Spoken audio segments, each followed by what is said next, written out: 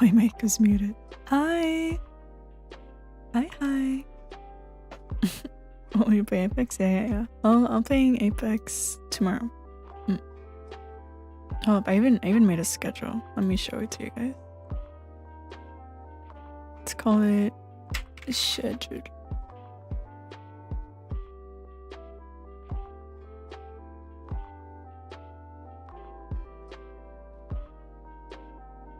It's gonna be a bit big, but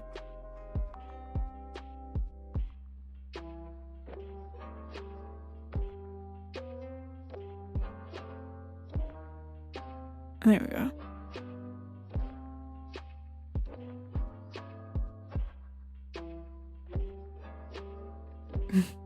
Let's go. Here it is. Also, hi everyone. Hi Dark. Hi Spec. I'm Fooey. Hi GG. Hi Rapper. Hello. I'm still Skept streamer today, right? Because I struggled with my alerts for the longest time before giving up and going, fuck it, I'll go live. I made new alerts for everything, for like follows and all of that. Made them all cute, themed and everything. But it just didn't want to work. But that's fine. I'll make it work for next time. But hi everyone, how are we? Are we feeling... Oh wait, let me lower the BGM a little bit more. Are we feeling ready for ASMR? This is gonna be my second one today. So do forgive me if it's a bit scuffed. It's perfect. But yeah, how's everyone doing? Me, personally, I'm doing good. I was gonna meet a really old friend. But things happened and she got signed up for a last minute shift without really knowing. But that worked out for me, so I just went back into bed because I went to bed at 6 a.m. that day the way, and she was like, yo, want to meet at 10 a.m? So I texted her at 6 a.m. going, I'm having a hard time falling asleep. Can we meet at 12? And she showed me her schedule of her starting at 12. So I was like, alright, queen, say less. These are my available dates. And then I decked out until 5 p.m.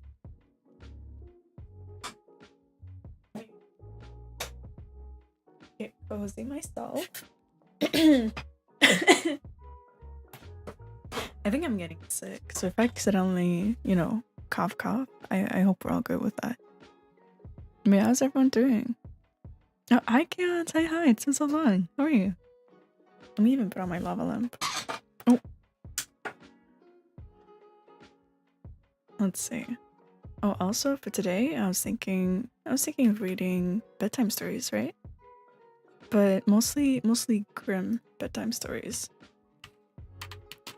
I don't have them like in a book, although I wish I did. But I do also have some other books. I have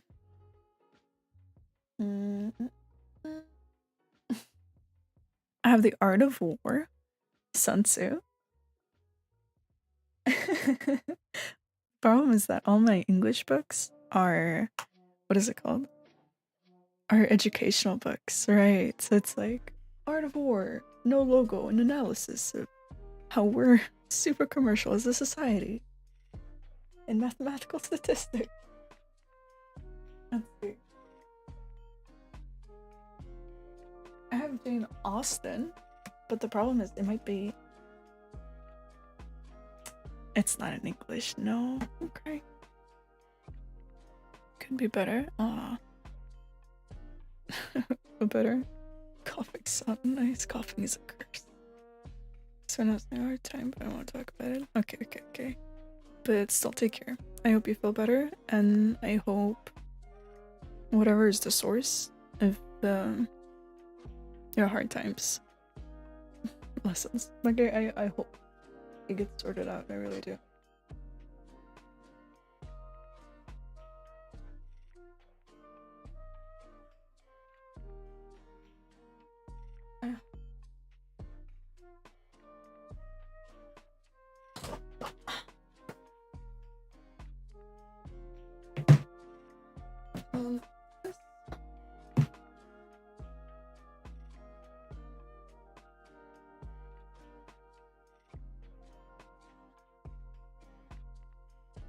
No. Yeah, all the bedtimes. I do have a bedtime story book, but it's not in English, unfortunately, so I don't think anyone would understand much of it. Let's go. Alright, so what do we want to start with? I have the Grimm fairy tales, right? If anyone has a favorite, I can go for it. And I also have The Art of War by Sun Tzu. Although I'm unsure if it's fitting for a bedtime story. Let's see if I can find a passage.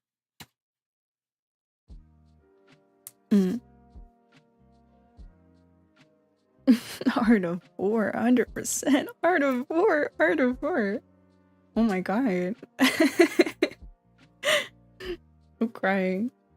I have that, and I have The Buried Giant by Kazuo Ishiguro. And the back of it says that I need a flashlight. That's what it says. But it says, The Buried Giant begins as a couple. Axel and Beatrice set off across a troubled land of mist and rain in the hope of finding a son they have not seen for years. They expect to face many hazards, some strange and otherworldly. But they cannot yet foresee how their journey will reveal to them dark and forgotten corners of their love for one another. So this is like a family lookout book. And then I have The Ocean at the End of the Lane by Neil Gaiman. Right? So once we pick a book, we're probably gonna keep reading it for the next few. I want to learn how to destroy our enemies and then get kick after. Alright, let's do Art of War. Bedtime stories. Let's do bedtime stories ASMR. Let's fall asleep to Sun. Let's see. It's TZU, right? Are you okay with hearing me, spread the pages? Or would you like me to be quiet with that?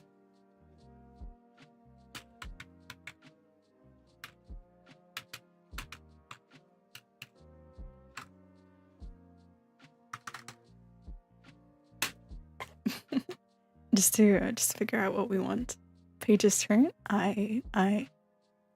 Let's do reading Art of War. ASMR. Let's go. Let me just fix my flashlight. Put it on the lowest light because my lava lamp is not that bright. I managed to return. Welcome back, Shug. Welcome. We're gonna be doing ASMR. But it's very much just gonna be me reading The Art of War to you guys.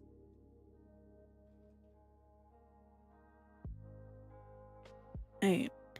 And do you guys want BG background music or no background music?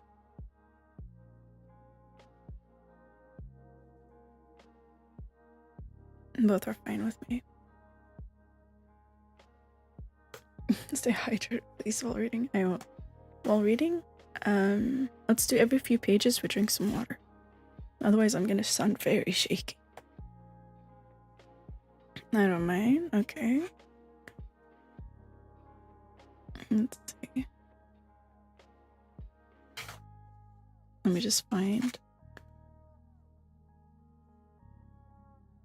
Okay, do you guys want the introduction as well? Right before the book?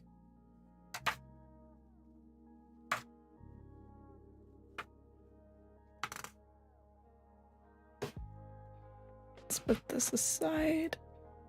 I should have prepped a little bit better. That's fine.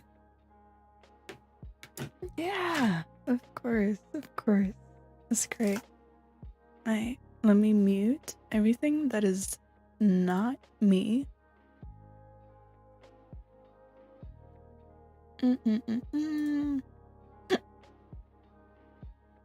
Alright.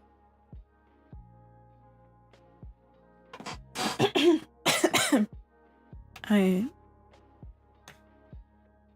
Let's do let's do this. Just remove this. Boom.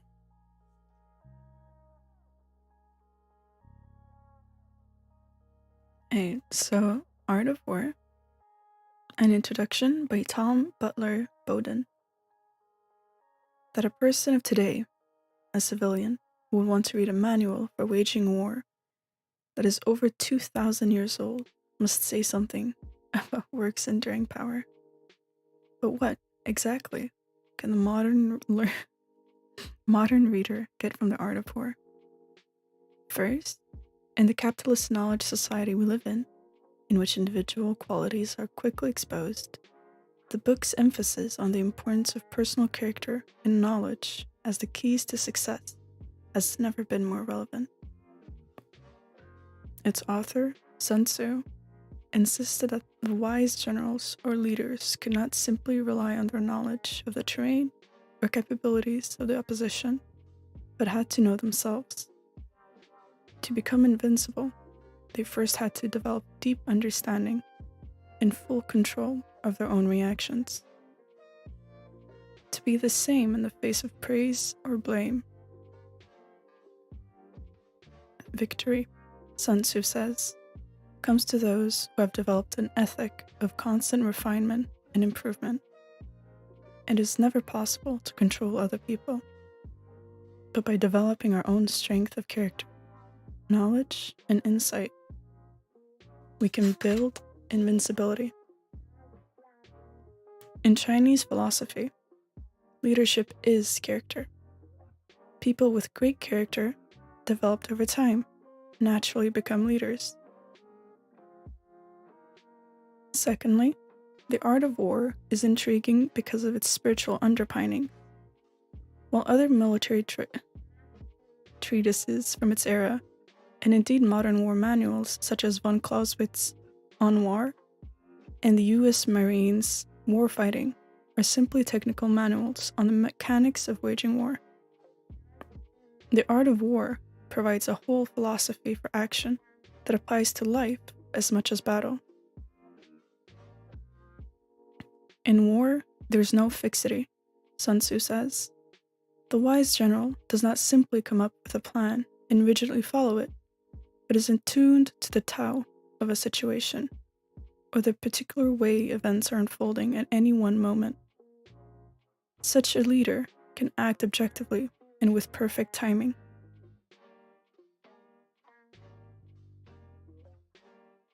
Sun Tzu and his impact.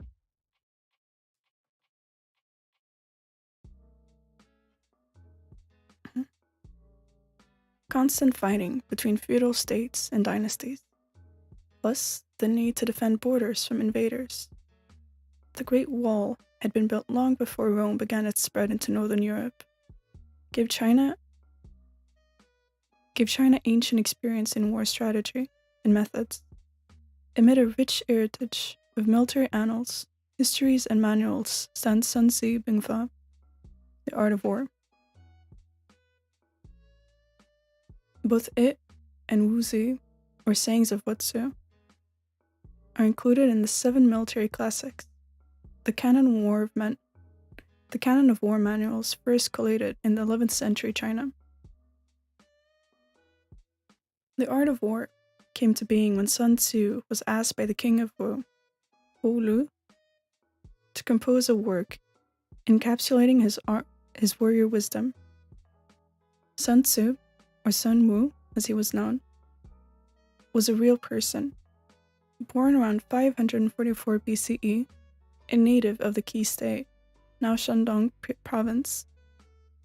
He was a contemporary of Confucius during the spring and autumn period, when northern China was essentially a collection of warring states.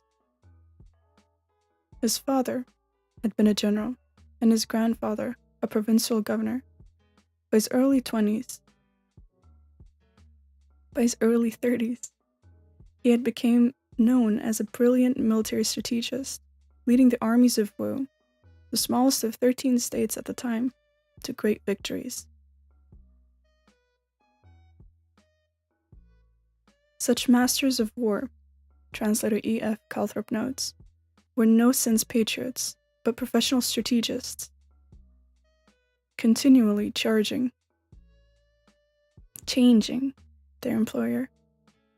Yet this very independence and objectivity were the source of their wisdom and prowess.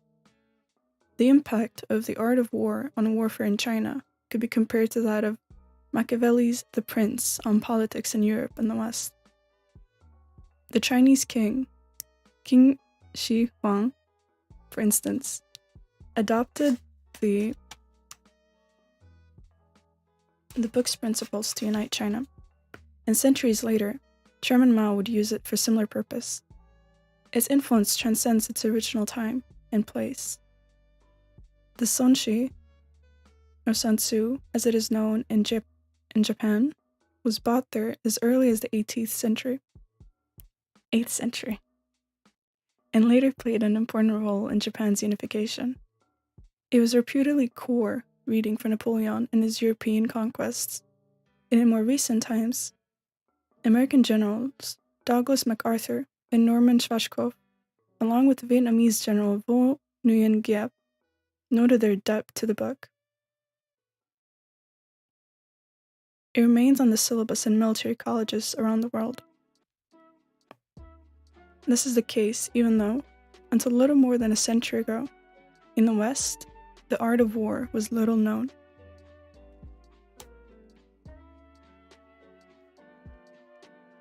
The text. First communicated orally, over time, Sun Tzu's original tenets were made into a book, complemented by commentary and annotations from other military philosophers, including Li Kuan, Du Mu, Mei Shengzhu, and the great warlord Cao Cao. For a period, doubt was cast on whether Sun Tzu was actually the author of Art of War, with some scholars arguing that it was simply an aggregation of the philosophers of various military leaders, or the work of Sun Tzu's descendant, Sun Bin. However, in 1972 in Shangnong, bamboo-strip versions of the Art of War and Sun Bin's The Art of War were found in a Han Dynasty tomb, confirming each as separate works and Sun Tzu as the author of long texts attributed to him.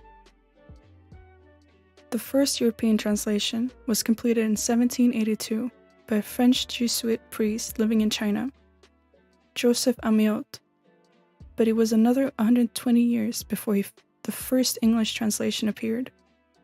Captain Everard Ferguson, Calthrop, was a British officer who had served in the Boer War before being stationed with the Foreign Service in Japan. As part of its then alliance with Japan, Britain deemed it useful for 50 or 60 of its officers to learn Japanese and study their host country's military system. Calthrop was exposed to Sonshi and learned of its impact on the history of Japanese military strategy. Calthrop's first translation of the Sonshi was published in 1905 in Tokyo, before it was fully revised for the British publication in 1908, under the title The Book of War, The Military Classics of the Far East. This version carries well the basic force of Sun Tzu's maxims and, along with his translation of the sayings of Wu Tzu, Calthrop's translation forms the basis of this capstone edition.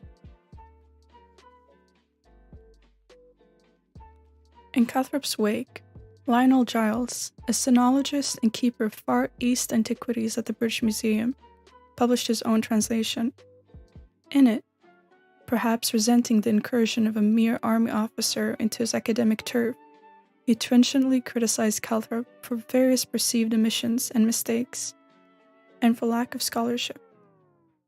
However, as historian and military scholar Hamish Iron has noted, Calthrop was unfairly maligned, as his translation was based on a Japanese version of Sun Tzu, which would always have differed from a Chinese text. Moreover, it was never Calthrop's purpose to provide exhaustive scholarly commentary, but rather to mine the wisdom of Sun Tzu for his higher-ups in the British Army,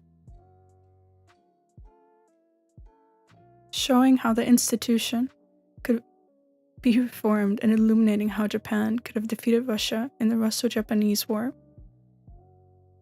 After the Calthrop-Giles era, many other translations of The Art of War followed, including Samuel Griffith's notable work in the 1963, and they keep coming. Recent versions tend to emphasize the book as a guide to managing any kind of conflict, positioning Sun Tzu as an enlightened Taoist master. Below is a brief exploration of some of the main concepts in the book, as we can apply them to work and life today.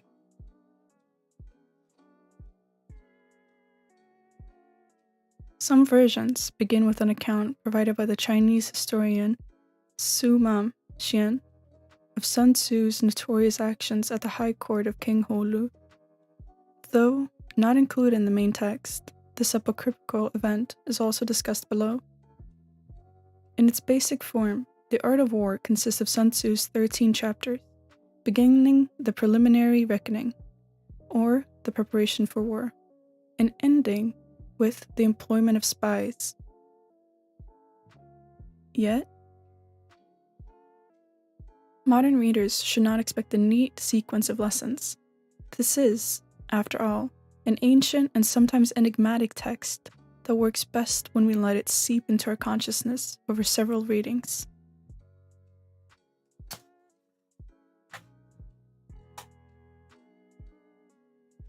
The Way of the Wise Leader. The 5 factors. Sun Tzu identified 5 indispensable matters that had to inform a leader's decision. The way, heaven, earth, leader, and law.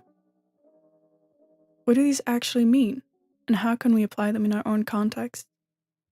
In Sun Tzu's army, the way refers to the extent to which there is a singularity of purpose, with leader and soldiers tightly bound to the same goals. There is very little such a body of people cannot accomplish, since they move with the power and purpose of one. The obvious lesson for organizations of any place or time: do not waste energy on internal divisions and move ahead united. Related to the individual, the way involves 5 virtues of humanity: righteousness, propriety, wisdom, and faith, suggesting a mature person who, having developed themselves over many years, is all of a piece and galvanized by clear goals. Heaven and earth, as Sun Tzu uses the terms, are the conditions within which a general wages war. In a modern context, this can be interpreted as heightened present moment awareness of the social, political, and economic environment in which one lives and works. Such awareness allows one to make the most of opportunities, avoid dangers, and develop intuition about what's to come. Leader means a person or an organization that exhibits timeless values. The combination of hard and soft attributes Sun Tzu specifically refers to sincerity, wisdom, benevolence, courage, and strictness as qualities of the great general. It marks out an individual as deeply humane, and yet somehow someone who means business. An organization, similarly, must be seen to be tightly focused on its mission, and yet always be acting ethically. Law, in Sun Tzu's terms, refers to the ordering and partition of troops. For ourselves, we can take it to mean having one's house in order and establishing priorities. In an organization, law may mean the appointment of the right people, who know exactly what they are accountable for and who have the resources to execute their mission. Of these 5 factors of action, Sun Tzu says, to know them is to conquer. To know them not is to be defeated.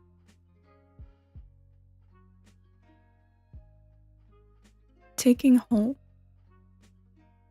Sun Tzu notes that the great costs and evils of war, particularly prolonged wars, and so reverses his greatest praise for the general who is able to avert battle in the first place, who can subdue the enemy without fighting.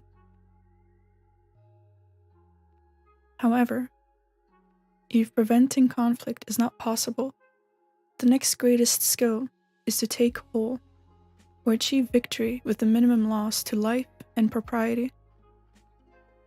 Property. Such leader causes the enemy's forces to yield, but without fighting. He captures his fortress, but without besieging it, and without lengthy fighting, takes the enemy's kingdom. The key is to build up momentum, then strike hard and either conquer or get away quickly. The wise general works continually to channel his soldiers' combined energies into a single powerful force that can achieve this. Like the well-judged flight of the falcon, in a flash crushing its quarry, so should the stroke be timed, says Sun Tzu. A clean victory will also involve giving the enemy an honorable exit strategy. When your forces begin to surround the enemy, Sun Tzu counsels, allow him an outlet through which escape is possible.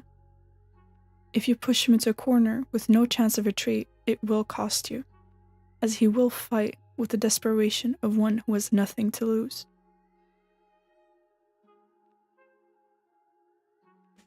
Planning and preparedness.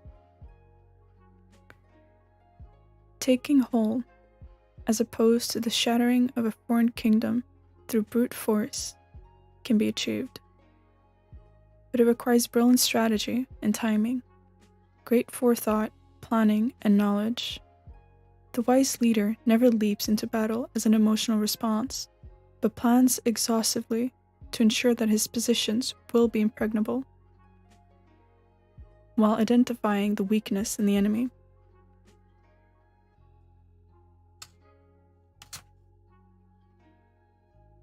Of Sun Tzu's 5 occasions when victory can be foretold, number 4 is when the state is prepared and chooses the enemy's unguarded moment for attack. It is always a mistake to rely on assumptions about the enemy's positions and plans. Real confidence comes from knowing that your own positions are unassailable, and only then deciding to go into battle. Sun Tzu says never to engage a force that is your equal. You must be certain that your superiority before the arrow is shot. You must not only have greater numbers and better equipment, but be tactically superior, more nimble, and have better information, and possess greater unity of purpose. Skillful soldiers, Sun Tzu notes, make defeat impossible. In hindsight, the victor is always seen to be the one who made the most calculations prior to conflict. By practicing the way things may go, we are much less put off by course of a change in events in the heat of battle. If the condition of both sides with regard to these matters be known, Sun Tzu says in relation to preparation and readiness, I can foretell the victor.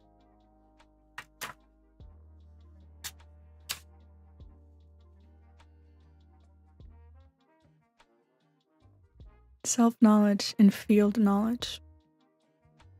With lessons for today, Sun Tzu warns starkly of protracted wars that drain a state's resources and sap the people's energies. These are generally the result of two things: overconfidence and about one's forces, a problem of self-knowledge and information about a foreign country, deficiencies in terrain knowledge.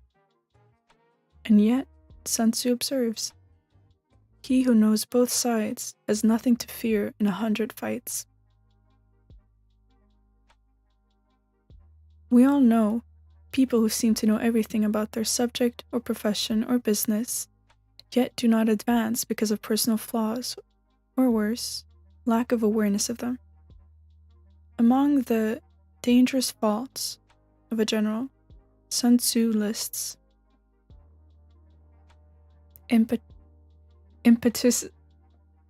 impetuosity or recklessness, which leads to death; overcautiousness or cowardice, which leads to capture; quick temper, easily provoked by insults; and rigid propriety or sense of honor, in which the threat of shame leads to bad decisions. Any of these traits can lead to the loss of a critical battle or war.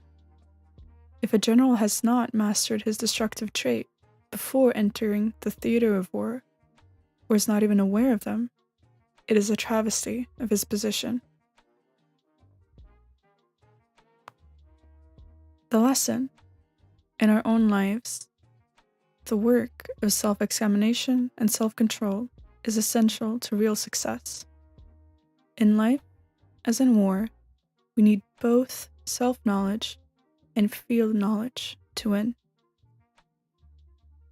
Regarding the latter, to do really well in any area, we need to add to our knowledge of it continually, and to be aware of daily changes and developments. To know the terrain. Sun Tzu constantly harps on the importance of the various conditions and grounds of battle. For us, this means continually analyzing the changing environment and conditions in our field of work, obtaining as much data as possible before committing to our resources.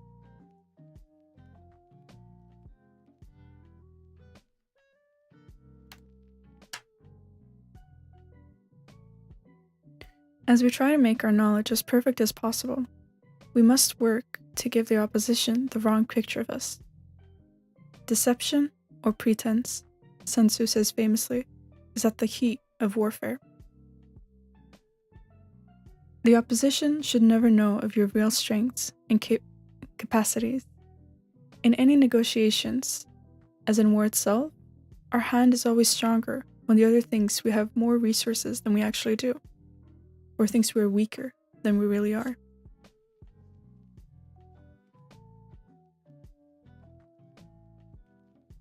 This will make it arrogant and therefore vulnerable to an unexpected attack. Similarly, by pretending to be in disorder, we can surprise the enemy with the force of our attack at the right moment.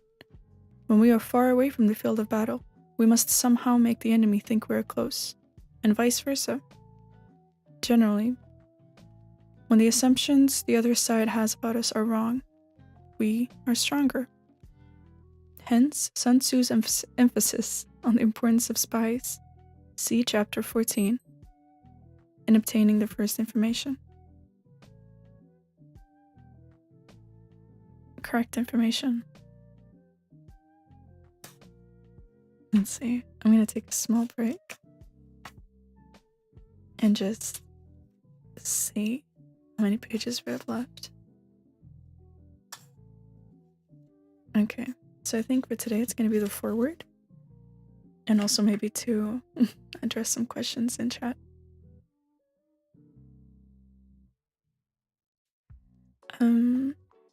But yes, hi everyone. So, to everyone who hopped in a bit late, I'm reading The Art of War, the full book, and we'll be reading it for this stream. I will be taking breaks every few pages or so, but mostly for me to drink water. But now I felt like it was a good idea to just check in with everyone. Yeah, that's it. I will continue. Sorry for the interruption.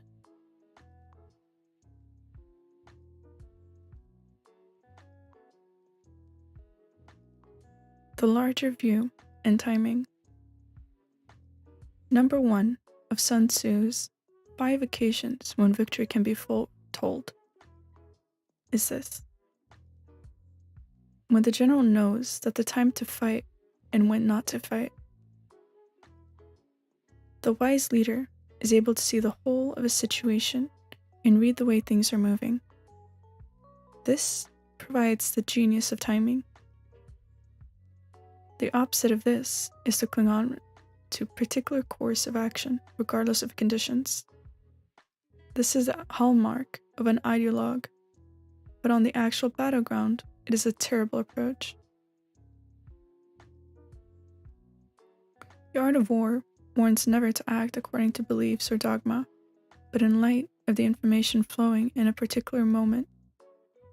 Moreover, we must always challenge conventional wisdom in order to arrive at the truth of a situation. When it comes as no surprise that General Norman Schwarzkopf, considered to be one of the best generals in modern time and vital to the successful defeat of Saddam's invasion of Kuwait, is a fan of Sun Tzu.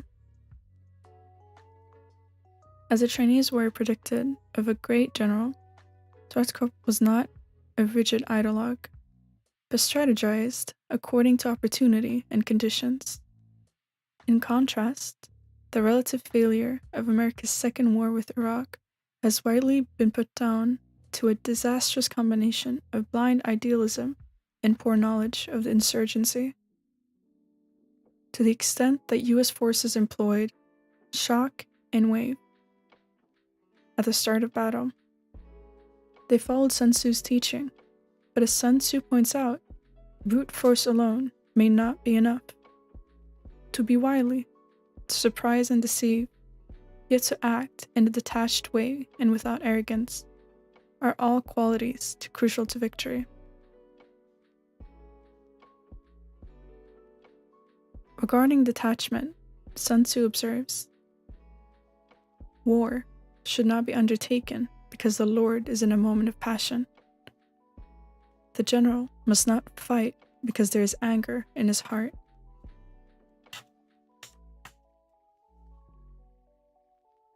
The passions may change, he notes, but a country, once overturned, cannot be restored. The dead cannot be brought to life. Managing people. On this subject, it is worth recounting to the rather gruesome story of Sun Tzu's service to Hulu, the king of Wu, which prefaces some versions of the art of war. Hulu had just read Sun Tzu's 13th chapters and was keen to see if his ideas could be applied universally. With Sun Tzu's assurance that they could, the king asked, "Women, too?" And Sun Tzu answered, "Yes." Hulu duly asked for the 180 women who lived in his palace to be brought outside, where it was agreed that Sun Tzu would train them in military drill. Sun Tzu divided them into 2 companies and thought they seemed intelligent. The girls did not take the exercise too seriously and were soon in fits of laughter at the many drills they were asked to perform. He tried to give more orders, but there were no discipline in the ranks. At this point, Sun Tzu gravely stated, "If words of command are not clear and distinct, the general is to blame. But if his orders are clear and the soldiers nevertheless disobey, then it is the fault of their officers."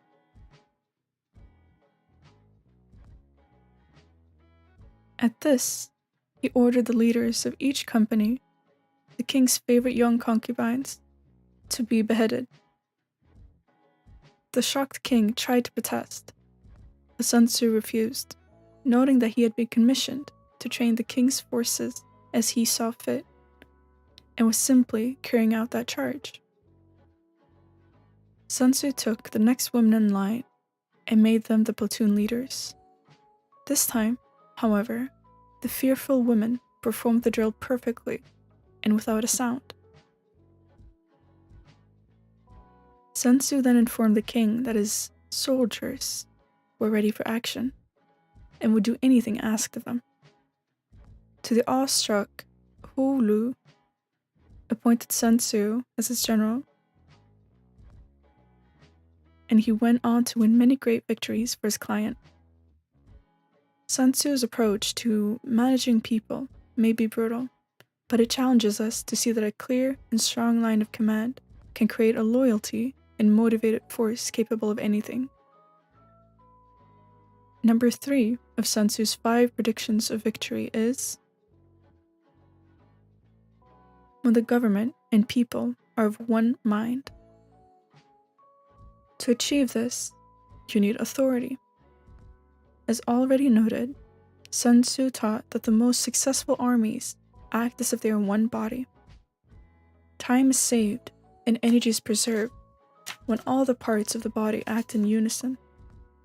With a single directed energy, as similar as spirit the corps, is the holy grail of today's organizational leaders. But, without resorting to beheading, how can we achieve Sun Tzu's level of unity and loyalty? Jack Welch, who very successfully ran the huge General Electric company, famously believed that if you could not do it through a system of kicks and hugs, that you could do it through a system of kicks and hugs. This sounds much softer than was advocated in The Art of War, and yet Sun Tzu himself points out the need for rewards as well as threats in handling people.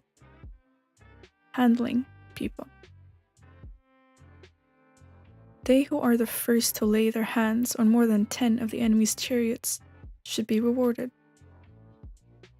He notes that soldiers must always be treated with humanity, which in turn produces obedience. Through this combination, Sun says, we obtain victory. His approach to managing people, and indeed his advice on how the wise leader must conduct themselves, can be summed up in one sentence from chapter 11. The general should be calm, inscrutable, just, and prudent. Sun Tzu identifies over-solicitude with his staff to be a flaw of a general. Alfred Sloan, the legendary head of General Motors, would have concurred. Sloan felt the need to remain somewhat aloof from his managers, as this gave him objectivity in his decision-making, and in a way that might shock some of today's managers who mistakenly feel that they have to remain past mates with the subordinates. Sloan observed, in Sun Tzu fashion, that you don't have to like your staff members. What matters is that they perform. Sun Tzu provides some further advice.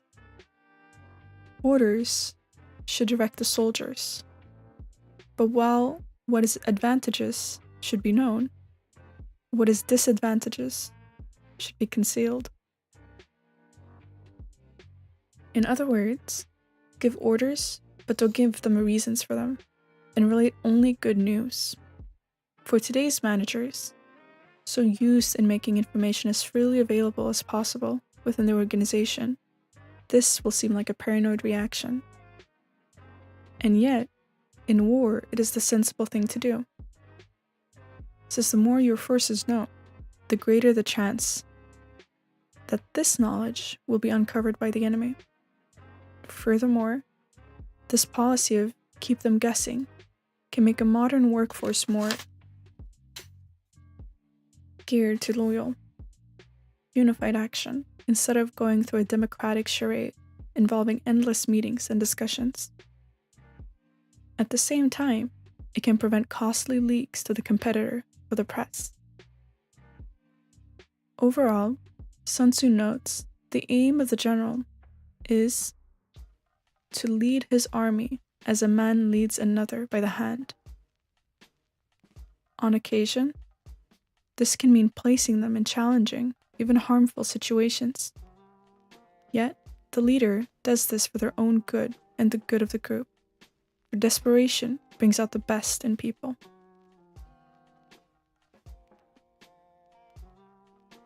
Finding opportunities. In military strategy, Sun Tzu warns, to besiege the enemy's citadel is the worst expedient. Attacking great strongholds will bring great loss of life and material cost to one's army. Yet, with its reserves of men and materials and high-walled impenetrability, such an attack may barely dent the enemy. The warning could not be more relevant today. In business terms, we should think twice before launching ourselves at a market dominated by a huge, deep-pocketed, single company or cabal. In career terms, it is foolhardy to believe that we will succeed in a field where success would be costly and a long time in coming, if at all.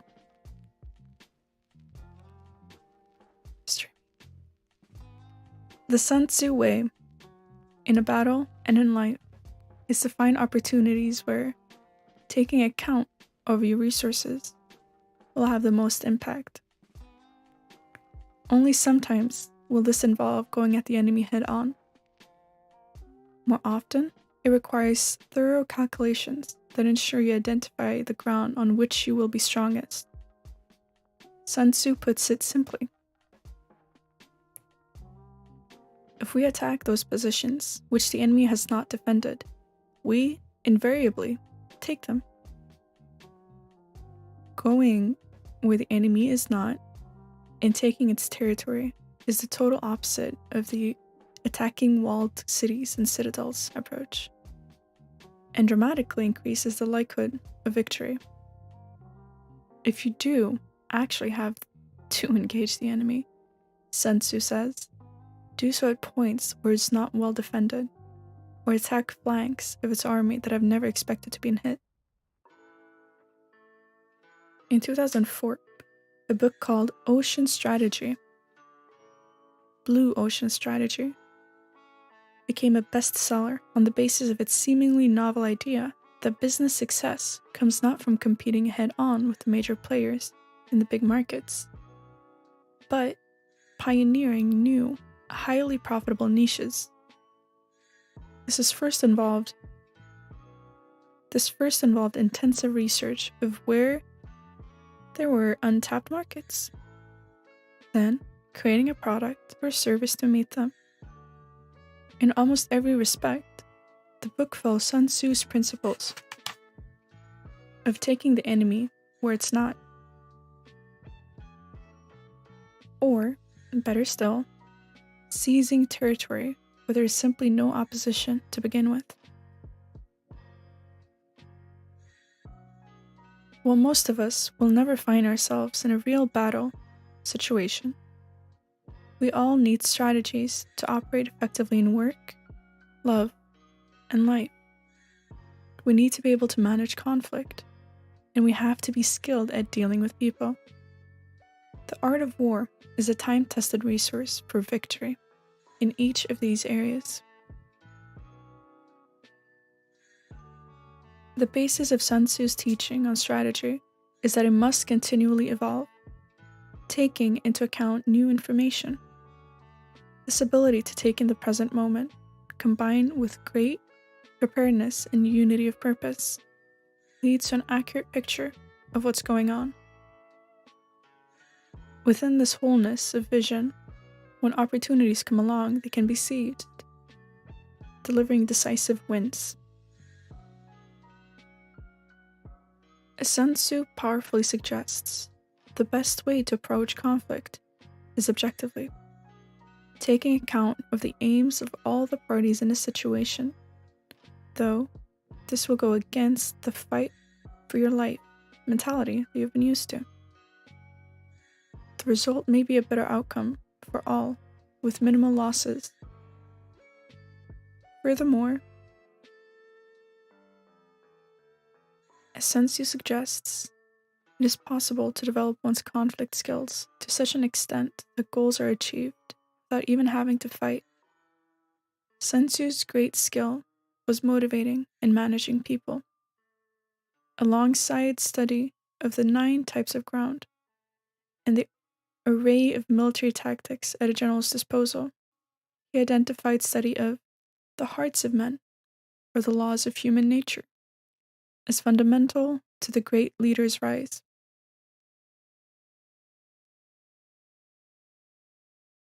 Though not everyone has read The Art of War, today's most successful individuals and organizations tend naturally to express its truths.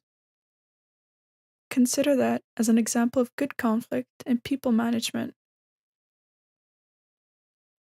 A modern general of the business world, Warren Buffett, in his biography of the billionaire investor Richard Lowenstein, recounts an episode in which Buffett chose to cooperate fully with the Treasury investigators when they decided to investigate Salomon Brothers, a firm in which he had held a large stake. Lowenstein describes Buffett's approach. Instinctively, he shrank from confronting his adversaries, but he was superb at winning them over without a fight. He did not so much convince, he disarmed, he co-opted. Just as Sun Tzu may have predicted, this approach led to an outcome favorable for all. In the areas of negotiation, conflict resolution, courtroom strategy, business strategy, positioning of products and marketing, political campaigning, and of course, military strategy itself, the art of war continues to be influential. In 2007, Robert Gates, U.S. Defense Secretary under Presidents Bush and Obama, twice referred to the strategies of Sun Tzu in testimony before Congress. And in 2009, Jia Qingling, China's top political advisor, urged the study of the art of war as a means to solving global conflicts. In business, Larry Ellison, billionaire, founder of computer firm Oracle, is fond of quoting the work, as his protege, Salesforce.com founder Mark Benioff. In sport, successful coaches and managers from soccer's Felipe Scolari to American football's Bill Belichick and Steve Spurrier to Australian cricket's John Buchanan and rugby's Eddie O'Sullivan have all noted their debt to Sun Tzu's maxims. A summary of traits follows that, if adopted, can turn you also into a wise leader known for creating brilliant outcomes. See if the thoughts and stratagems of ancient warrior can positively have an impact on your life.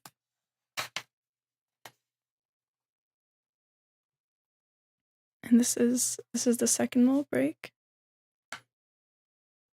I got it. I think we're almost done with the interlude. I think this is the end of the interlude. Yeah. I feel so bad whenever I mispronounce a name. It hurts me, and it hurts my it makes me feel so bad. But I will look up how everything is pronounced after and correct it. I'll edit it into the video. But yeah, no, hi. Let me.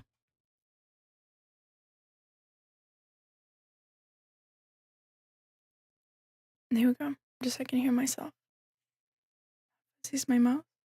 My mouth is not super fuzzy, but I can feel it in the back of my throat. Mm-mm. I'll probably be going until 2 a.m., 2:30 a.m., and then try to head off as well. But hopefully people are falling asleep. I feel like that would be ideal.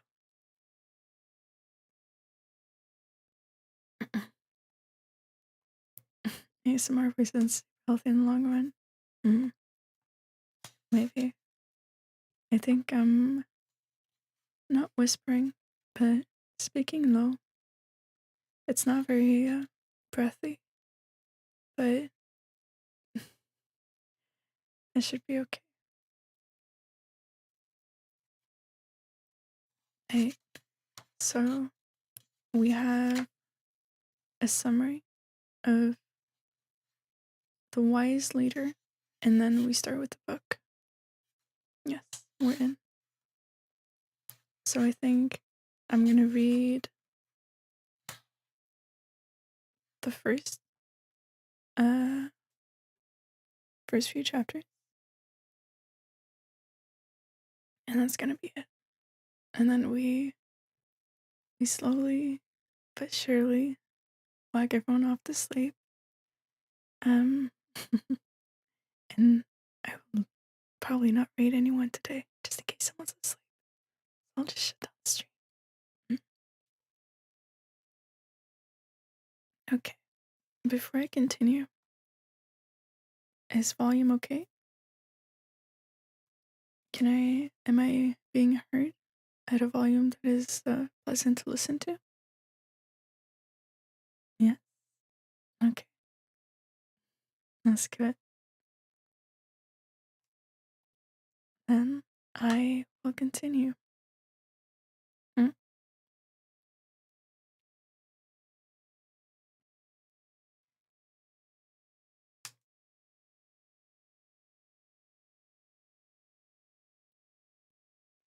A wise leader controls the form of engagement instead of reacting to it.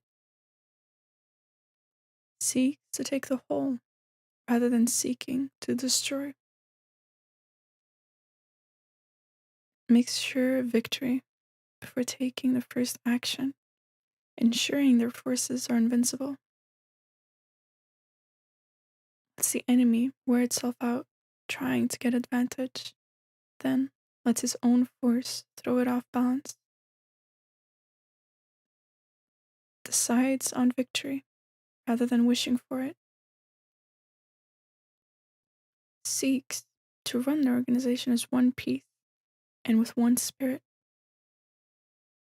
Acts with serenity, wisdom, benevolence, courage, and strictness.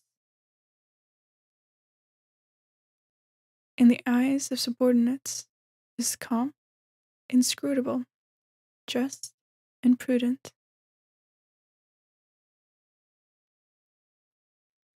Moves quietly and without arrogance in order to achieve the objective. Is a master of uncertainty and chaos, reading the flow of events in any given moment.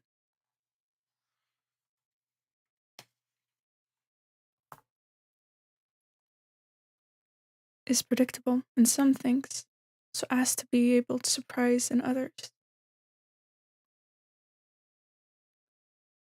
Is practiced in the art of deception, letting the enemy see only what they wanted to see.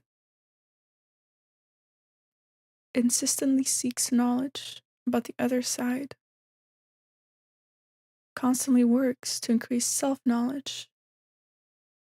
Continuously studies human nature.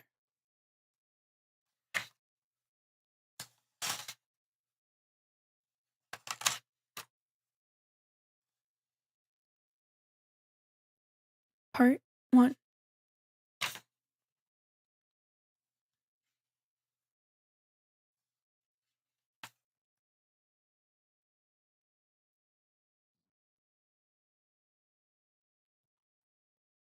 Preliminary reckoning.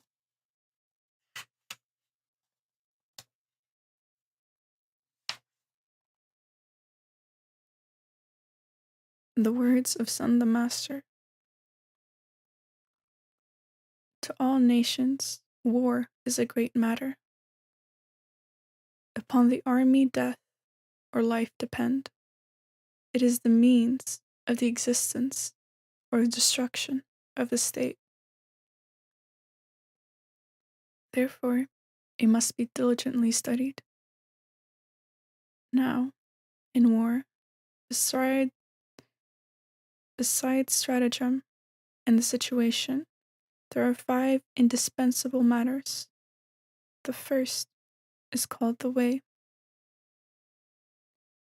The second, heaven.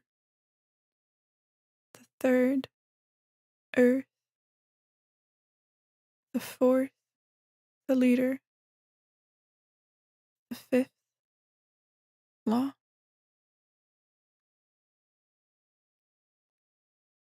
The way of the proper conduct of man. If the ruling authority be upright, the people are united, fearless of danger, their lives at the service of their Lord.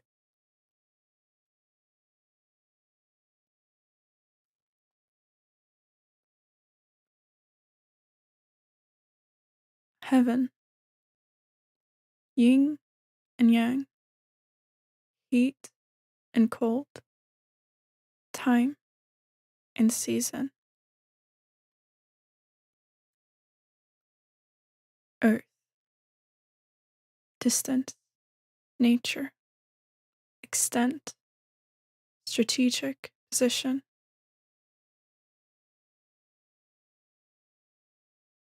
The leader, intelligence, truth, benevolence, courage and strictness.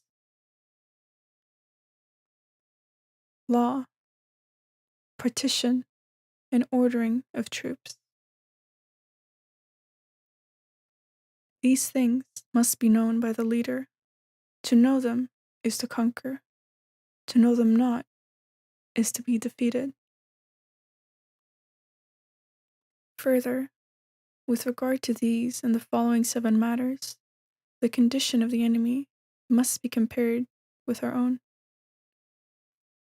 The 7 matters are the virtue of the prince, the ability of the general, natural advantages, the discipline of the armies, the strength of the soldiers, training of the soldiers, justice both in reward and punishment. Knowing these things, I can foretell the victor. If a general, under me, fight according to my plans, he always conquers, and I continue to employ him. If he differ from my plans, he will be defeated and dismissed from my service. Therefore, with regard to the foregoing, considering that with us lies the advantage, and the generals agreeing, we create a situation which promises victory. But as the moment and method cannot be fixed beforehand, the plan must be modified according to circumstances.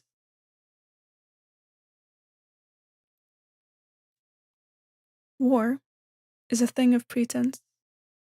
Therefore, when capable of action, we pretend disability. When near to the enemy, we pretend to be far. When far away, we pretend to be near.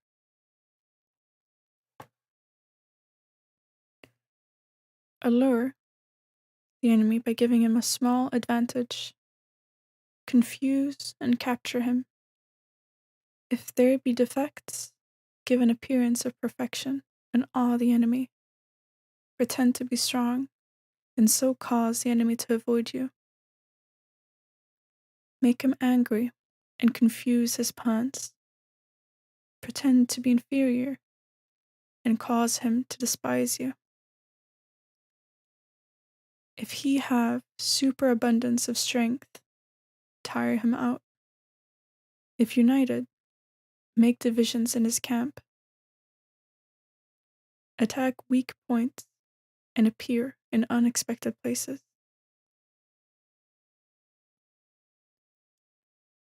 These are the secrets of a successful strategist. Therefore, they must not be made known beforehand. At the reckoning in the sanctuary before fighting, victory is to the side that excels in the foregoing matters. That they have many of these will conquer, that they have few will not conquer. Hopeless, indeed, are they that have none. If the condition of both sides with regard to these matters be known, I can foretell the victor.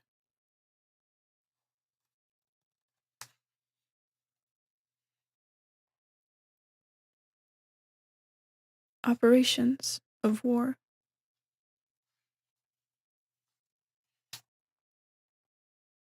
Son, the master said, now the requirements of war are such that we need 1,000 light chariots with 4 horses each, 1,000 leather-covered chariots, and 100,000 armored men, and we must send supplies to distant fields. The cost at home and in the field, the entertainment of guests, glue and lacquer for repairs, and necessities for the upkeep of wagons and armor are such that in one day 1,000 pieces of gold are spent. With that amount of force, of 100,000 men can be raised. You have the instruments of victory.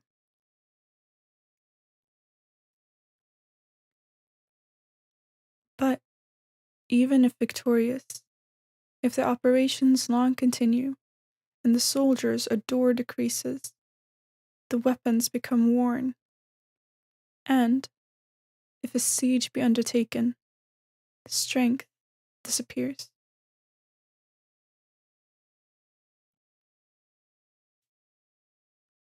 Again, if the war lasts long, the country's means do not suffice. Then, when the soldiers are worn out, weapons blunted, strength gone, and funds spent, neighboring princes arise and attack that weakened country. At such a time, the wisest man cannot mend the matter. For, while quick accomplishment has been known to give the victory to the unskillful, the skillful general has never gained advantage from lengthy operations. In fact, there never has been a country which has benefited from a prolonged war.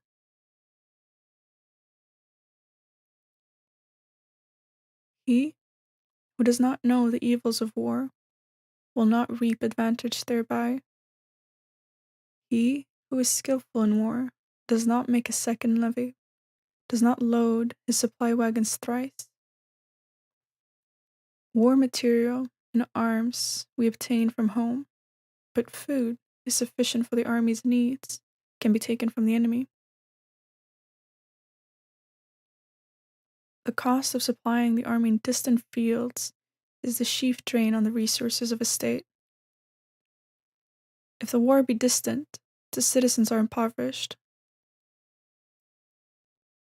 In the neighborhood of an army prices are high, and so the money of the soldiers and followers is used up. Likewise, the state funds are exhausted, and frequent levies must be made. The strength of the army is dissipated,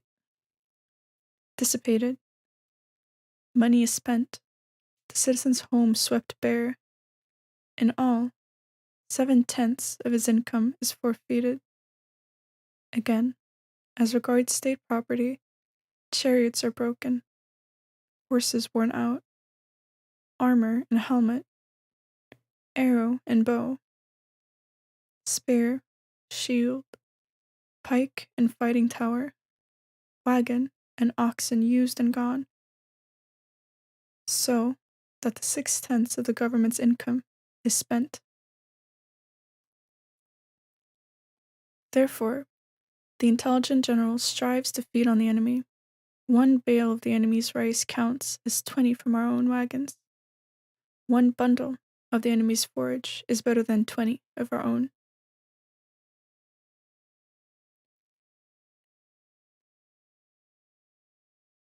Incitement must be given to vanquish the enemy.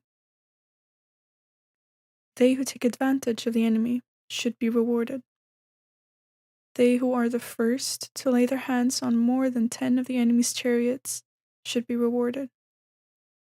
The enemy's standard on the chariots exchanged for our own, the captured chariots mixed with our own chariots and taken into use.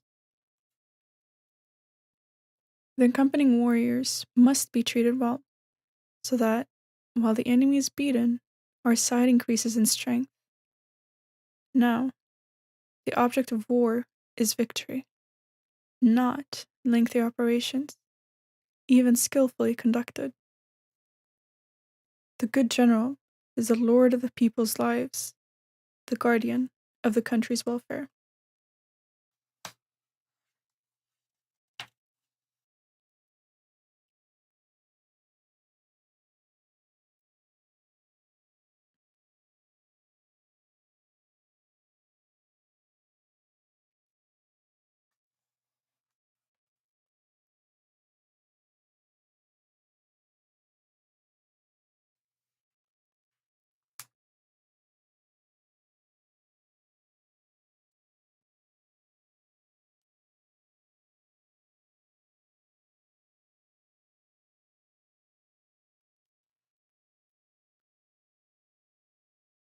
I'm gonna take a small pause.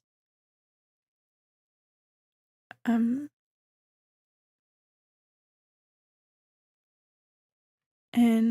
I would just like to address something real quick. I'm very sorry for your situation. And I have full sympathy for you going through. It's not very easy. And I can imagine that's very bad. I do, however, think that I'm not very well equipped to handle it and help you in a way that I feel confident in helping you. And I don't know if anyone here in chat is the same. So I think it would be of best value for you to maybe DM a friend or see if there's someone close by that you can talk to, or maybe try to sleep it off. It's very smart to.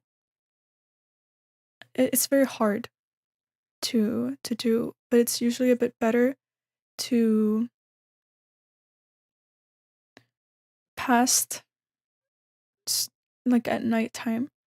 Try to distance yourself so that you can deal with it when you have energy. It's in a way just being kind to yourself so that you can be the best version of yourself when you tackle what you're going through.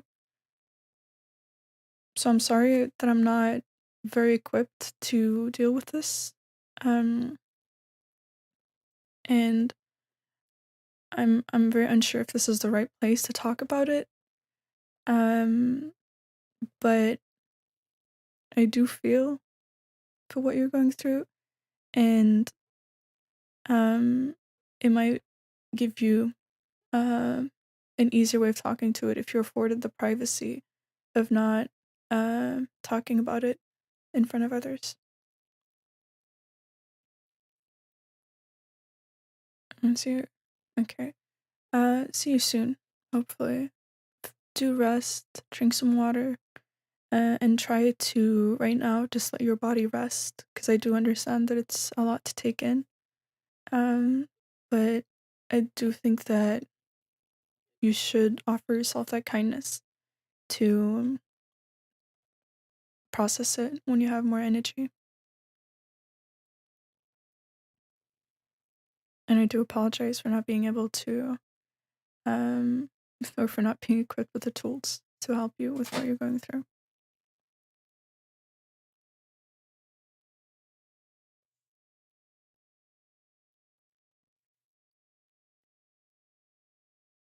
But yeah, no, I believe that this too shall pass.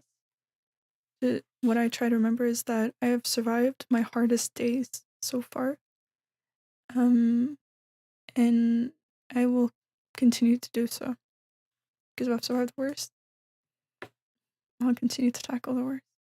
But good night, sweet dreams. I really hope you feel well rested, and I do hope you have an easy journey into, the lulls of sleep. Mm.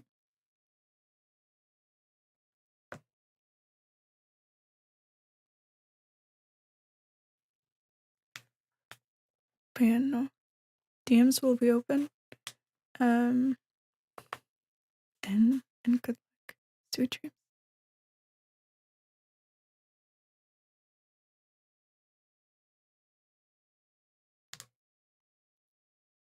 Okay. I will continue reading. And I will hop right into it.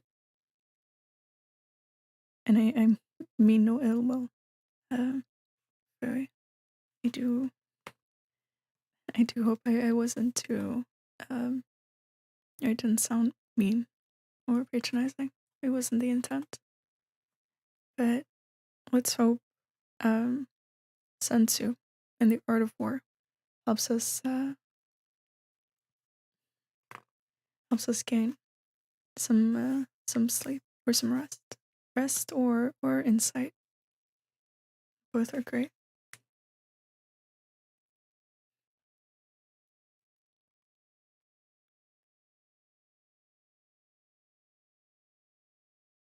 Chapter 3. The Attack by Stratagem.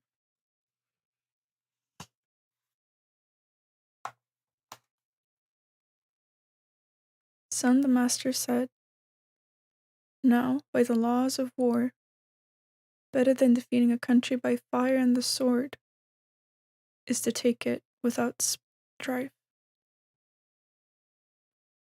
Better to capture the enemy's army intact than to overcome it after fierce resistance.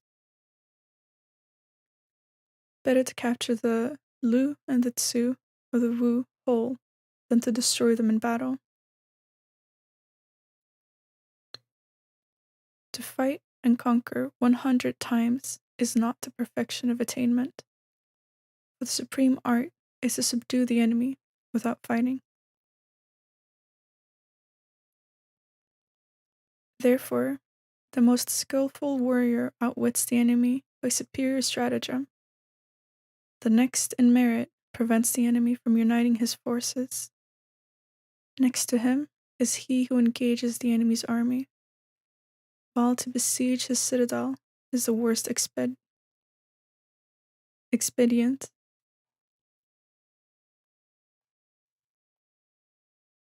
A siege should not be undertaken if it can possibly be avoided. For, before a siege can be commenced, 3 months are required for the construction of stages, battering rams, and siege engines.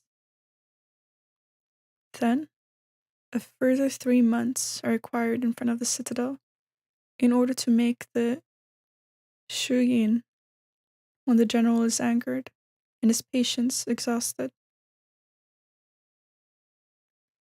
His men surge like ants against the ramparts before the time is ripe, and 1/3 of them are killed to no purpose. Such are the misfortunes that sieges entail. Therefore, the master of war causes the enemy's forces to yield, but without fighting. He captures his fortress, but without besieging it, and without lengthy fighting, takes the enemy's kingdom. Without tarnishing his weapons, he gains the complete advantage.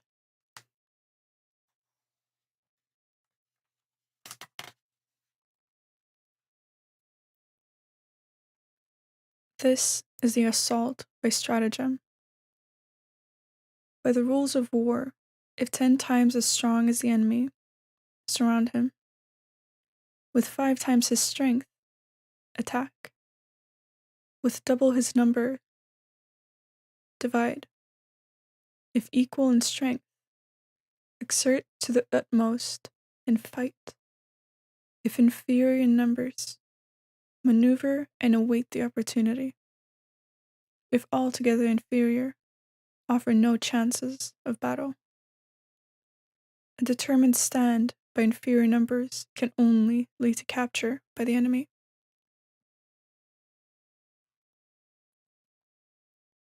The general is a country's support.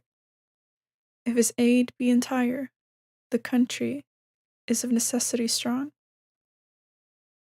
If it be at all deficient, then is the country weak. Now a prince may embarrass his army in 3 ways, namely, ignorant that the army in the field should not advance, to order it to go forward, or ignorant that the army should not retreat, order it to retire. This is to tie the army as with a string, ignorant of military affairs, to rule the armies in the same way as the state. This is to perplex the soldier, ignorant of the situation of the army, to settle its dispositions. This is to fill the soldiers with distrust. If the army be perplexed and distrustful, then dangers from neighboring princes arise. The army is confounded and offered up to the enemy. There are 5 occasions when victory can be foretold. When the general knows the time to fight and when not to fight, or understands when to employ large or small numbers. When government and people are of one.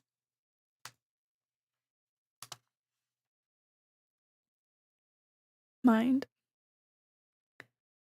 When the state is prepared and chooses the enemy's unguarded moment for attack.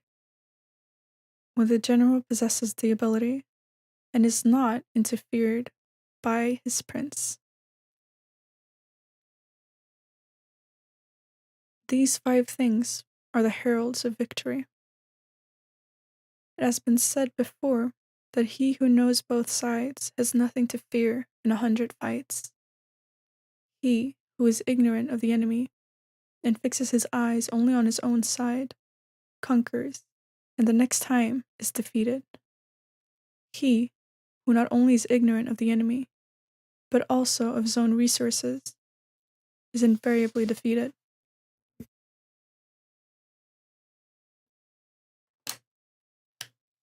(4) The order of battle.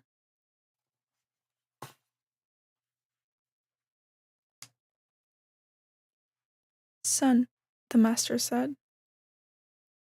the ancient masters of war first made their armies invincible, then waited until the adversary could with certainty be defeated. The causes of defeat come from within. Victory is born in the enemy's camp. Skillful soldiers make defeat impossible and further render the enemy incapable of victory. But, as it is written, the conditions necessary for victory may be present, but they cannot always be obtained. If victory be unattainable, we stand on the defensive. If victory be sure, we attack. Deficiency compels defense. Superabundance permits attack. The skillful in defense crouch, hidden in the deepest shades. The skillful in attack push to the topmost heaven. If these precepts be observed, victory is certain. A victory, even if popularly proclaimed as such by the common folk, may not be a true success. To win and fight, and for the kingdom to say, "Well done," does not mark the summit of attainment. To lift an autumn fleece is no proof of strength. The eyes that only see the sun and moon are not the eagle's. To hear the thunder is no great thing.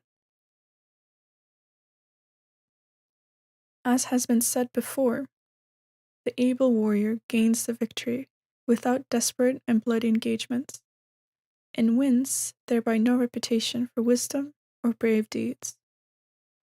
To fight is to win, for he attacks only when the enemy has sown the seeds of defeat.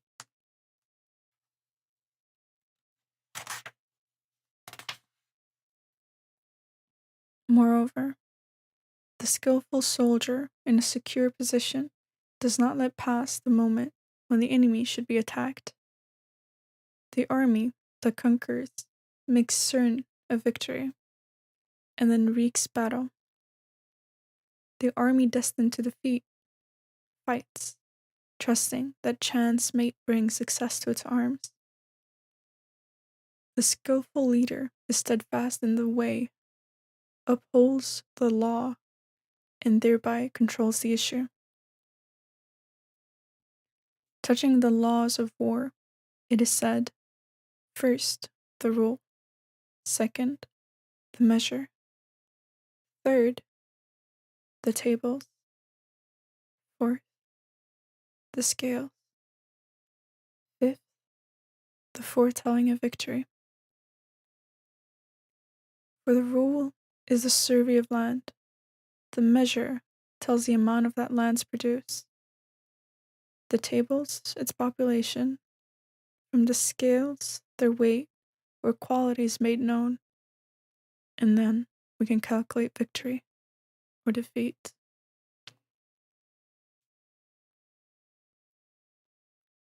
The army that conquers as against the army destined to defeat is as a beam against a feather in the scales. The attack of conquering forces is as the outburst of long pent-up waters into sunken valleys. Such are the orders of battle.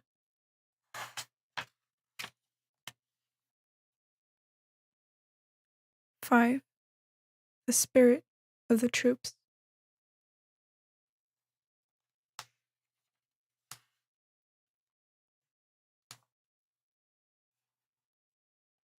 Sun the Master said, "The control of large numbers is possible, and like unto that of small numbers, if we subdivide them. By means of drum, bell, and flag, the direction of large forces in battle is possible, and like unto the direction of small forces. By the skillful interchange of normal and abnormal maneuvers are the armies certainly preserved from defeat. The enemy is crushed, like the fall of a grindstone upon an egg, by knowledge of his strength and weakness, and by the employment of truth and artifice. Moreover, in battle, the enemy is engaged with a normal and defeated by the abnormal force. The abnormal force, skillfully handled, is like the heaven and earth, eternal. As the tides and the flow of rivers, unceasing. Like the sun and moon, forever interchanging. coming and passing like the seasons. There are 5 notes, but by combinations, innumerable harmonies are produced.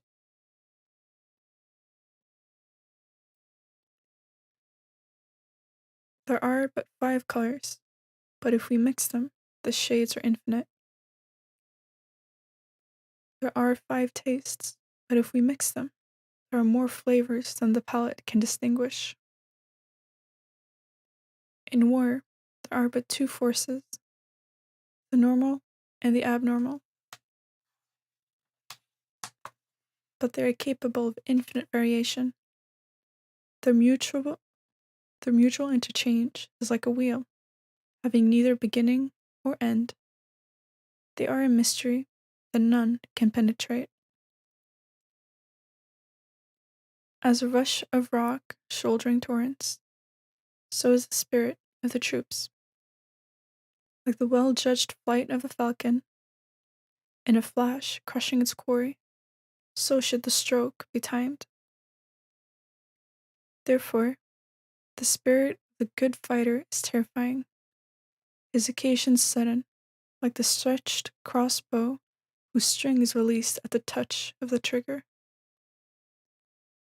In the maze and tumult of the battle, there is no confusion. In the thick of action, the battle array is impenetrable. If discipline be perfect, disorder can be simulated. If truly bold, we can feign fear. If really strong, we can feign weakness. We simulate disorder by subdivision, fear by spirit, weakness by battle formation. We set the enemy in motion by adopting different formations to which he must conform. If we offer the enemy a point of advantage, he will certainly take it. We give him an advantage, set him in motion, and then fall upon him. The good fighter seeks victory from spirit and does not depend entirely upon the skill of his men. He's careful in his choice and leaves the rest to battle force. Yet, when an opening or advantage shows, he pushes it to its limits. As a log or rock with which, motionless on flat ground, yet moves with ever-increasing force when set on an incline, so await the opportunity, and so act when the opportunity arrives. If the general be skillful, the spirit of his troops is as the impetus of a round stone rolled from the top of a high mountain.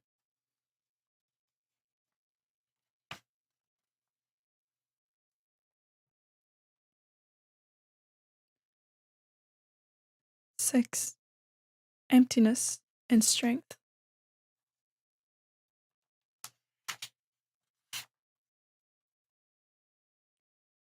Son the master said, to be the first in the field, and there to await the enemy, is to husband strength. To be late and hurrying to advance to meet the foe is exhausting. The good fighter contrives to make the enemy approach. He does not allow himself to be beguiled by the enemy. By offering an apparent advantage, he induces the enemy to take up a position that will cause his defeat. He plants obstructions to dissuade him from acting in such a way as to threaten his own dispositions. If the enemy, at rest in comfortable quarters, harass him, he be living in plenty, cut off his supplies. If sitting composedly awaiting attack, cause him to move. This may be done by appearing where the enemy is not and assaulting unexpected points. If we go where the enemy is not, we may go 1,000 leagues without exhaustion. If we attack those positions which the enemy has not defended, we invariably take them. But on the defense, we must likely be strong. even where we are not likely to be attacked. Against those skillful in attack, the enemy does not know where to defend. Against those skillful in defense, the enemy does not know where to attack. Now, the secrets of the art of offense are not to be easily apprehended, as a certain shape or noise can be understood of the senses. But when these secrets are once learned, the enemy is mastered. We attack, and the enemy cannot resist, because we attack his insufficiency. We retire, and the enemy cannot pursue, because we retire too quickly. Again, when we are anxious to fight, but the enemy is serenely secure behind high walls and deep moats, we attack some such other place that he must certainly come out to relieve. When we do not want to fight, we occupy an unfortified line and prevent the enemy from attacking by keeping him in suspense. By making feints and causing the enemy to be uncertain as to our movements, we unite whilst he must divide. We become one body. The enemy being separated into 10 parts, we attack the divided 10 with the united 1. We are many, the enemy is few. And in superiority of numbers, there is economy of strength. The place selected for an attack must be kept secret. If the enemy know not where he will be attacked, he must prepare in every quarter, and so be everywhere weak. If the enemy strengthen his front, he must weaken his rear. If he strengthen his right, his left is weakened. And if he strengthen his left, his right is weakened. Everywhere to make preparations is to be everywhere weak. The enemy is weakened by his extended preparations, and we gain in strength. Having decided on the place and day of attack, though the enemy be 100 leagues away, we can defeat him. If the ground and occasion be not known, the front cannot help the rear, the left cannot support the right, nor the right the left, nor the rear the front. For on occasion, the parts of the army are 20 leagues apart, while a distance of 4 or 5 leagues is comparatively close. The soldiers of Wu are less than the soldiers of Yue, but as superiority in numbers does not of necessity bring victory, I say, then, that we may obtain the victory.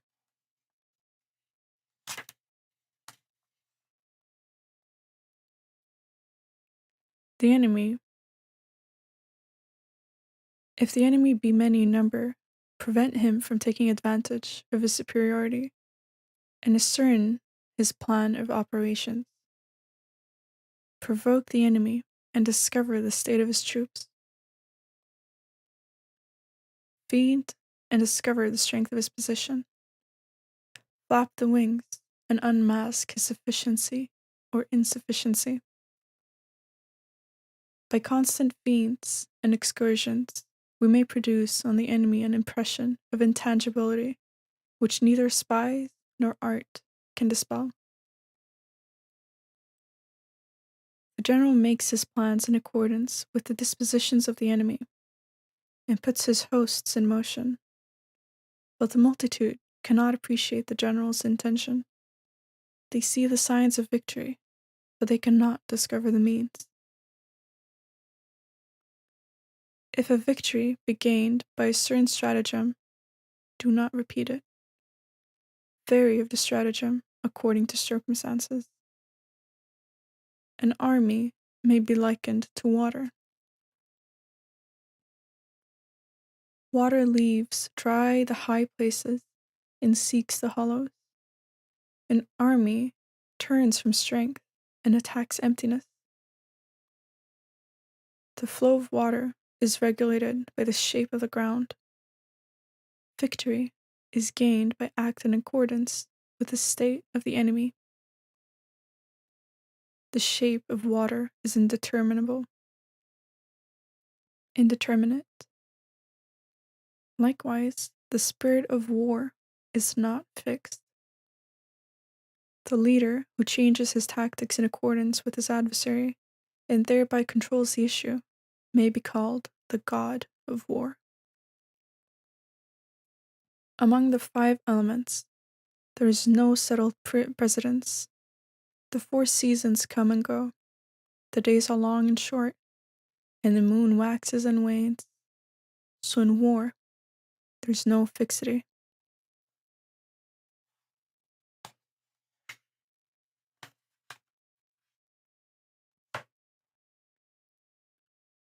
Seven, battle tactics.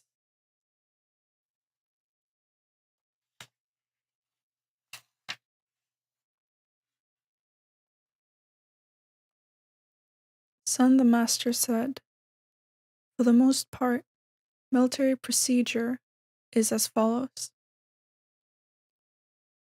The general receives orders from his lord, assembles and settles harmony among the forces, and takes to the field. There is nothing more difficult than battle tactics. Their difficulty lies in the calculation of time and distance, and the reversal of misfortune.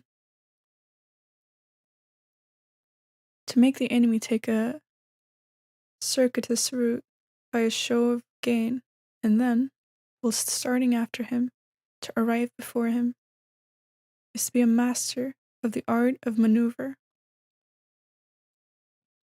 The operations of an army may reap advantage. The wrangles of a multitude are fraught with peril. Employing our whole force at one time in order to gain advantage over the enemy, we may not have time enough to gain our object. If we push on with a portion of the force only, the transport is lost. Discarding helmet and armor, stopping neither day nor night, marching double distance, doing double work, and finally, contending with the enemy at a distance of 100 leagues, resulting in the loss of the general. Since the strong men arrive first, and the tired drop in rear, only 1/10 of the forces is available. A forced march of 50 leagues to secure an advantage may result in failure to the leader of the vanguard, for only half his men will arrive. After a forced march of 30 leagues to secure an advantage, only 2/3 of the army will be available. Further, a lack of ammunition, of supplies, or of stores may lead to a disaster.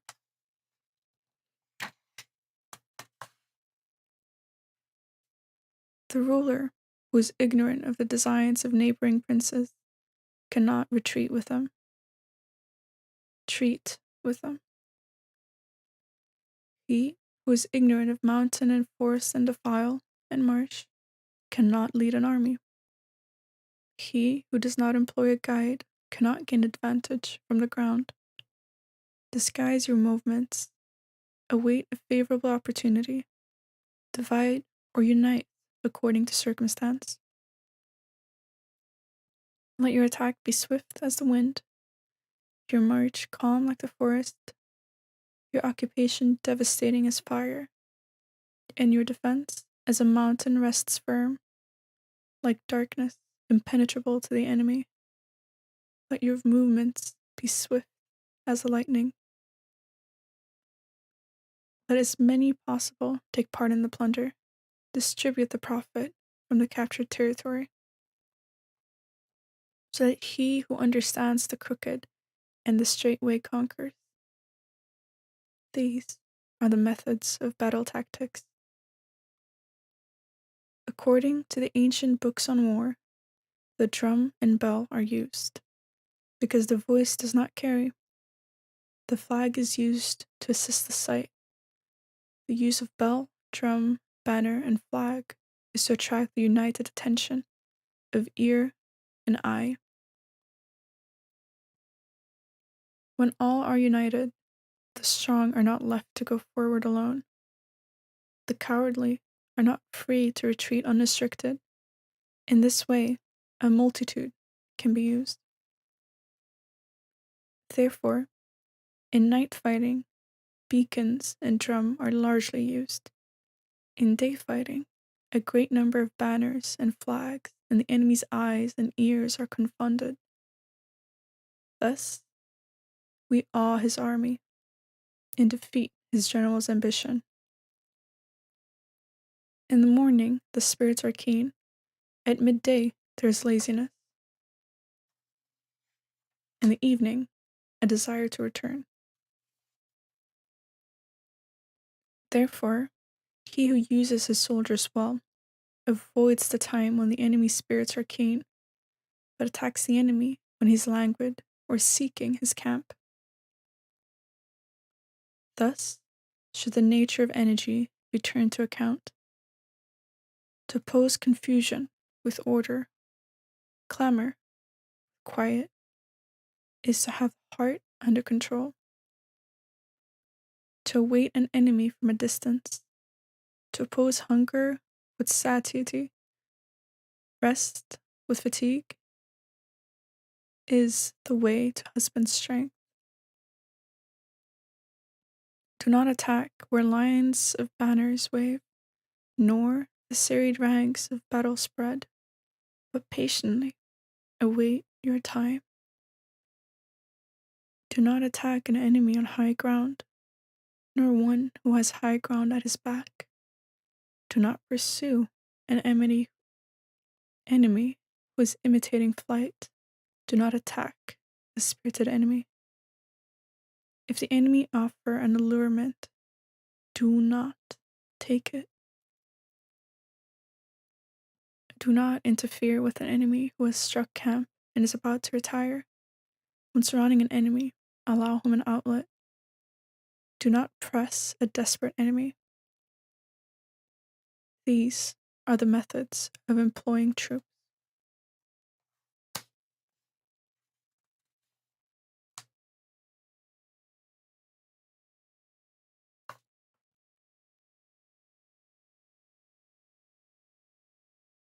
Eight. The 9 changes.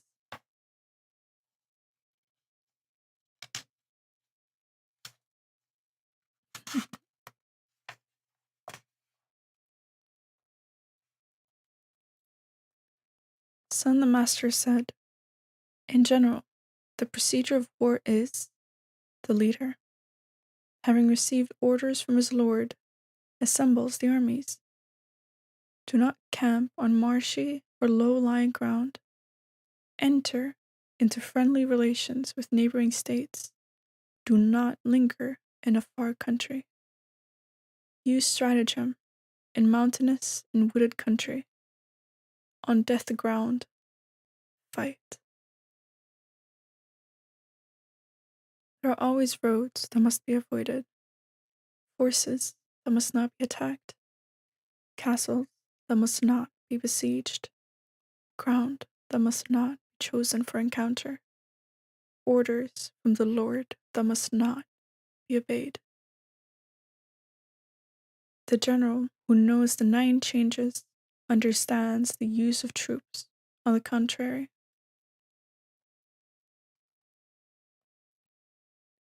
he who does not understand them can make no use of his topographical knowledge.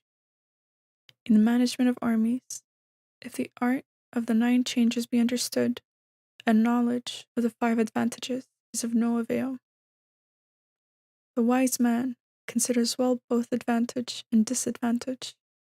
He sees a way out of adversity. And, on the day of victory, to danger is not blind.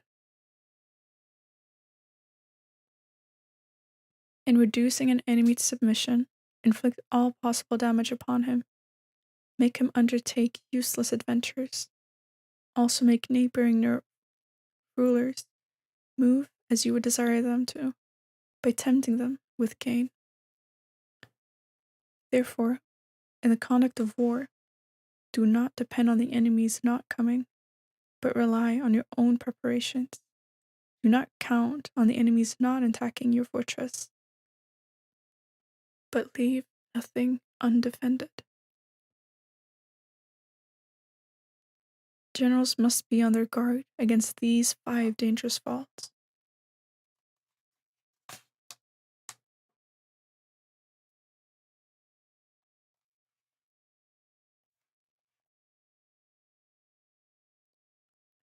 Blind impetuosity, which leads to death. Overcautiousness, which leads to capture. Quick temper, which brings insult. A too rigid propriety, which invites disgrace. Overregard for the troops, which causes inconvenience. These 5 faults in the leader are disastrous in war. The overthrow of the army and the slaughter of the general arise from them. Therefore, they must be carefully considered.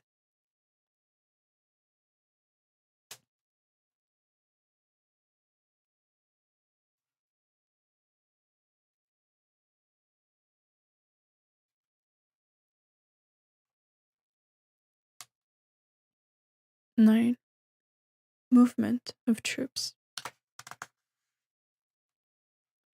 Sun the Master said, regarding the disposal of troops and observation of the enemy in relation to mountain warfare: cross mountains and camp in valleys, selecting positions of safety. Place the army on high ground and avoid an enemy in high places. In relation to water: after crossing waters, pass on immediately to a distance. When the enemy is crossing a stream, do not meet and engage him in the waters, but strike when half his force has passed over. Do not advance on an enemy near water, but place the army on high ground and in safety. Do not fight when the enemy is between the army and the source of the river. With regard to marshes: cross salty marshes quickly. Do not linger near them. If by chance compelled to fight in the neighborhood of a marsh, seek a place where there is water and grass, and trees, and plenty in the rear. In open country, place the army in a convenient place, with rising ground in the right rear, so that while in the front lies death, behind there is safety. Such is war in a flat country. Huang Ti, by observing these things, gained the victory over 4 princes.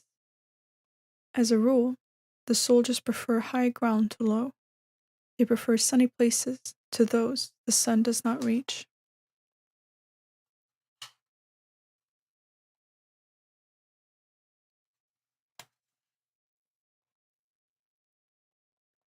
If the health of the troops be considered, and they are encamped on high and sunny ground, diseases will be avoided, and victory made certain.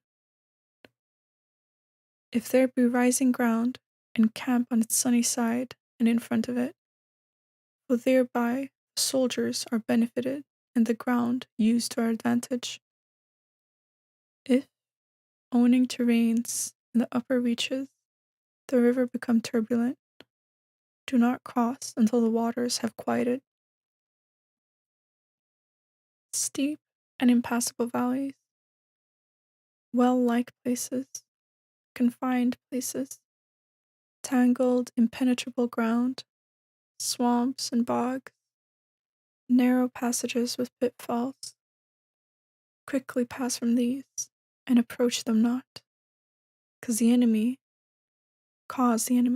to approach near to them, but keep yourself from these places. Face them, so that the enemy has them in his rear. If there be near to the army precipices, ponds, meres, reeds, and rushes, or thick forests and trees, search them thoroughly. These are places where the enemy is likely to be in ambush. When the enemy is close but quiet, he is strong in resilience on natural defenses. Reliance on natural defenses. If the enemy challenge to fight from afar, he wishes you to advance. If the enemy be encamped in open country, it is with some special object in view. Movement among the trees shows that the enemy is advancing. Broken branches and trodden grass, as of the passing of a large host, must be regarded with suspicion. The rising of birds shows an ambush. Startled beasts show that the enemy is stealthily approaching from several sides. High, straight spurts of dust betoken that chariots are coming.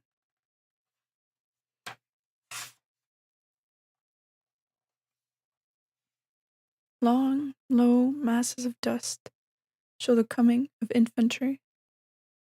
Here and there, thin and high columns of dust are signs that firewood and fodder are being collected. Small clouds of dust moving to and fro are signs that the enemy is preparing to encamp for a short time. Busy preparations and smooth words show that the enemy is about to advance to attack. Big words and the spurring forward of horsemen are signs that the enemy is about to retire. An advance of the light chariots to the flanks of the camp is a sign that the enemy is coming forth to fight. Without consultation, suddenly to desire an armistice is a mark of ulterior design. The passing to and fro of messengers and the forming up of troops show that the enemy has some movement on foot. An advance, followed by sudden retirement, is to lure to attack. When the enemy use their weapons to rest upon, they are hungry. If the drawers of water drink at the river, the enemy is suffering from thirst. Disregard of booty that lies ready at hand is a sign of exhaustion.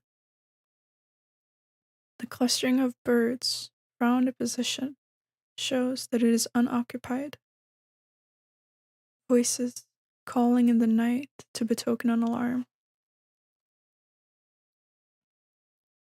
Disorder in the army is a sign that the general is disregarded. A changing about of flags and banners is a sign that the enemy is unsettled.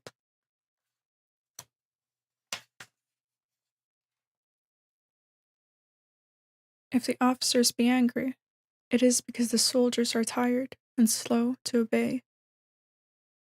The killing of horses for food shows that the enemy is short of provisions. When the cooking pots are hung up on the wall and the soldiers turn not in again, the enemy is at an end of his resources. Exceeding graciousness and familiarity on the part of the general shows that he has lost the confidence of his soldiers. Frequent rewards show that discipline is at an end. Frequent punishments are a sign that the general is in difficulties. The general, who first blusters and then is obsequious, is without perception.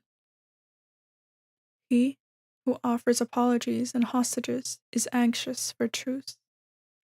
When both sides, eager for a fight, face each other for a considerable time, neither advancing nor retiring, the occasion requires the utmost vigilance and circumspection. Numbers are no certain mark of strength. Even if incapable of a headlong assault, If the forces be united and the enemy's condition ascertained, victory is possible. He who without taking thought makes the light of the enemy is certain to be captured. If a general who is strange to the troops punches them, they cease to obey him. If they are not obedient, they cannot be usefully employed. If the troops know the general, but are not affected by his punishments, they are useless. By humane treatment, we obtain obedience. Authority brings uniformity. Thus, we obtain victory. If the people have been trained in obedience from the beginning, they respect their leader's command. If the people be not early trained to obedience, they do not respect their leader's commands. Orders are always obeyed, if general and soldiers are in sympathy. I'm going to take a break here. We've read a bit more than half the book. We have chapter 10 to, let me just double check.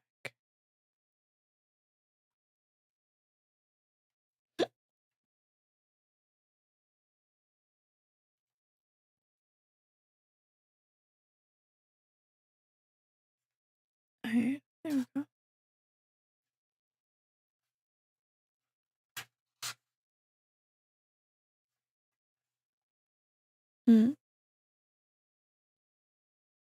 So we have 10, 11, 12, and 13 left, and we'll do them next Sunday.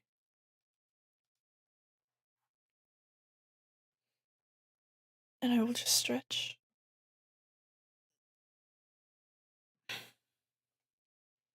I'm trying to stand still to not make a lot of noise. Let me just put a bookmark in. That would already be a mess. A mess from reading, or a mess this far into the battle. That's what you read. Is enough for you? I think. I think what stood out to me is the fact that it can be applied to a lot of things. Like it's just what stands out to me is that it's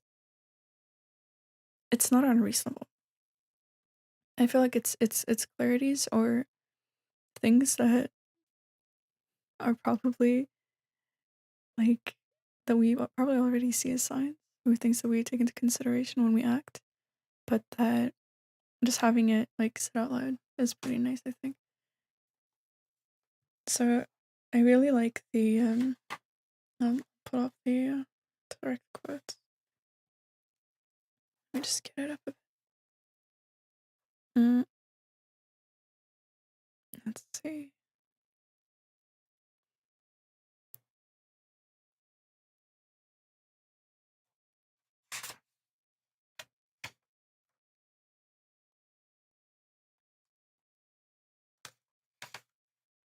Hello. Okay. No, but I like the war is a thing of pretense. Therefore, when capable of action, we pretend disability. When near the enemy, we pretend to be far. When far, we pretend to be near. So, I like the funny let them not know. I do think that some things should probably not just be blindly used and applied. I think because I think you mentioned earlier that kills creativity. I think openness and like information flow within organizations is very important. Um, but also that weaknesses should not be fully hidden. I do agree that certain information that is crucial should be kept away, but I do still believe in some form of transparency. Just to balance out the carrot and the whip. I don't know what happened when I woke up. It's insane. That's insane. I think I'm gonna end it here. I'm a bit tired. tired. I've been reading for 2 hours. I didn't think it was gonna pass so much, but yeah. Also, I hope people are asleep. I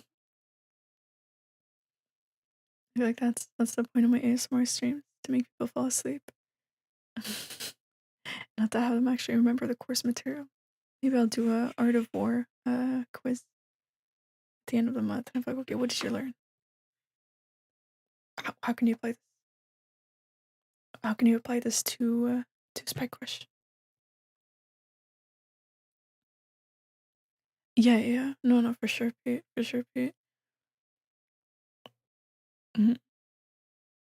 Yeah, because I think it wouldn't be as it would be useful, but I think a lot of things would not be as applicable to like a flat structure organization or something like that. But I still believe that there is like value in what's being said, mostly because it's so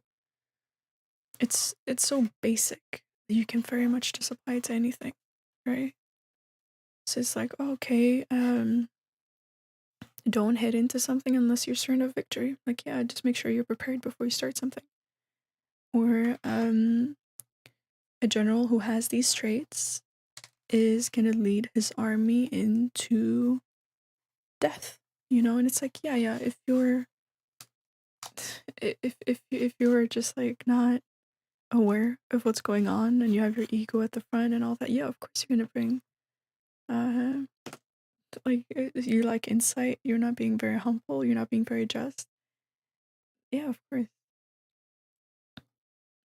So I don't know, I like it. Remember to drink some water and stretch your legs. Also, Romeo 10 140. Welcome to the Imps, welcome to the match, welcome to the stream. And Tolson, welcome to the Imps, welcome to the match, welcome to the stream. I hope both of you guys enjoy your stay. I couldn't properly thank you or, welcome you when I was reading. Mm-mm. I,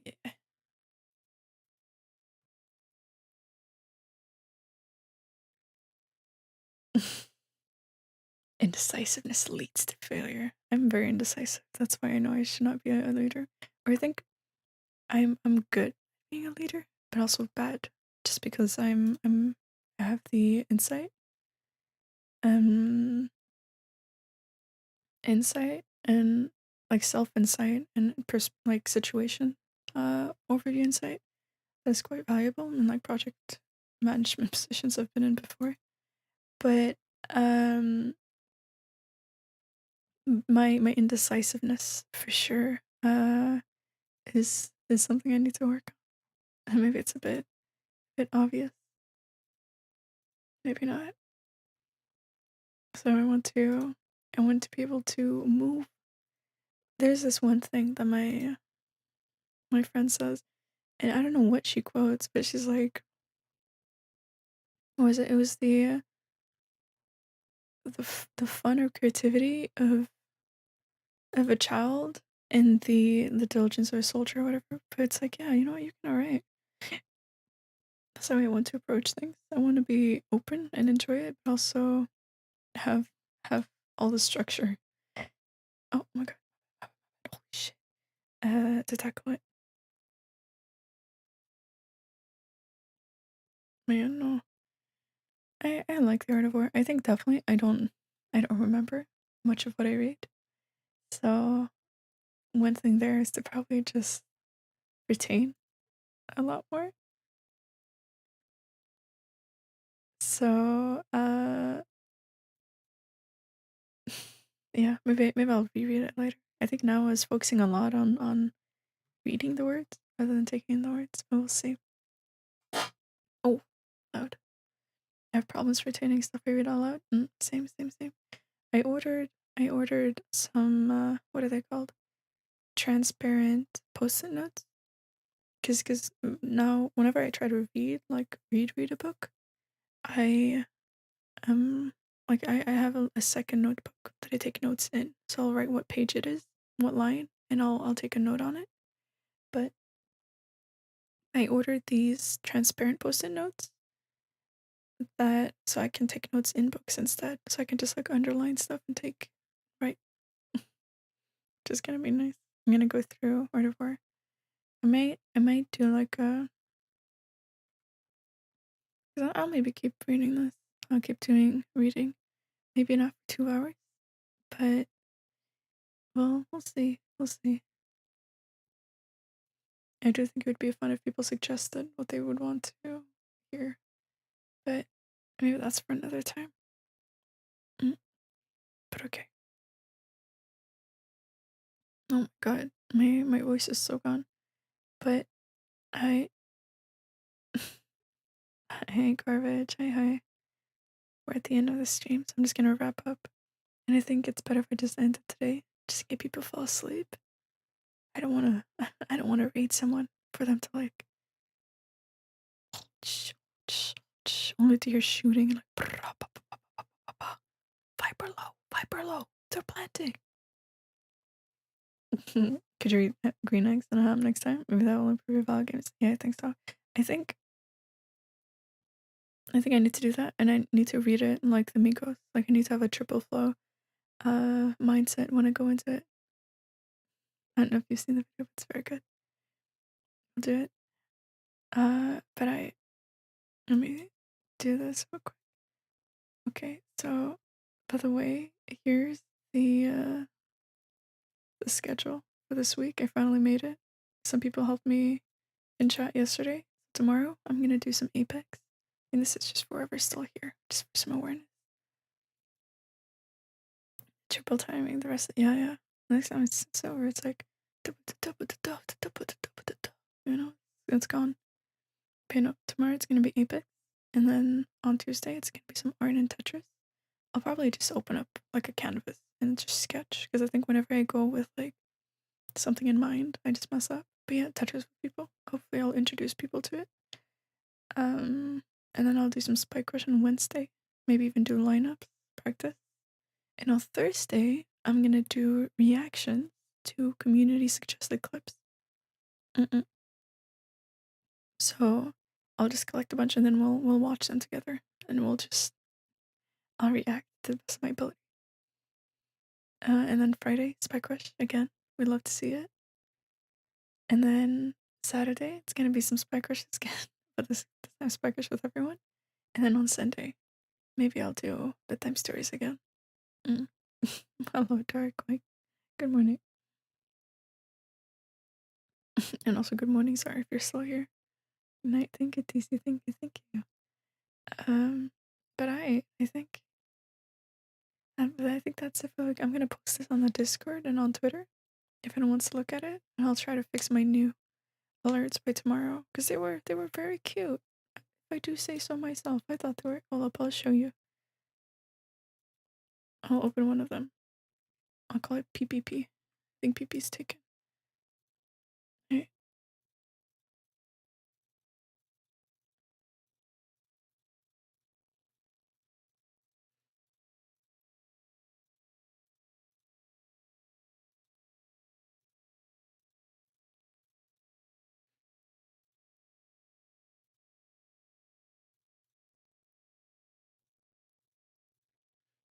Okay. So this is one of them, right? But they're all basically just little dudes, you know? Just little dudes having a good time. And I was so sad.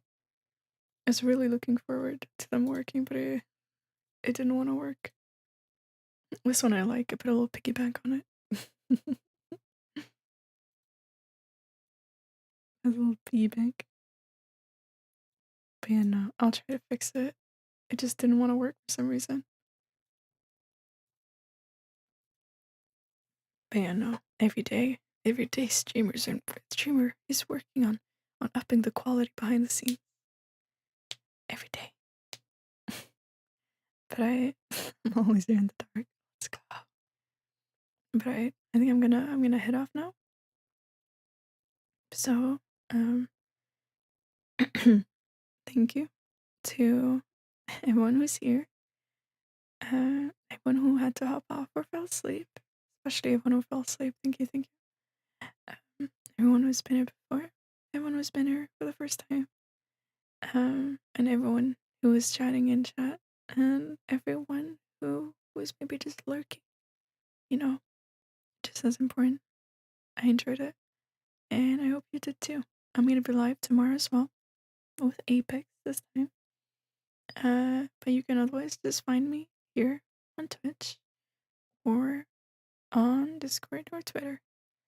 Uh, but yeah, feel free to check out my links below. Smile, smile, and bye bye. I try to spice it up by talking more.